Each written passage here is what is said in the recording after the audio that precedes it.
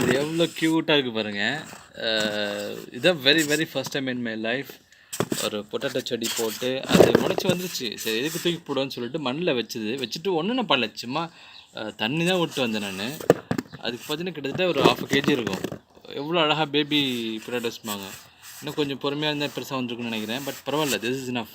எவ்வளோ ஃப்ரெஷ்ஷாக, எவ்வளோ புதுசாக, very very very fresh, 100% organic.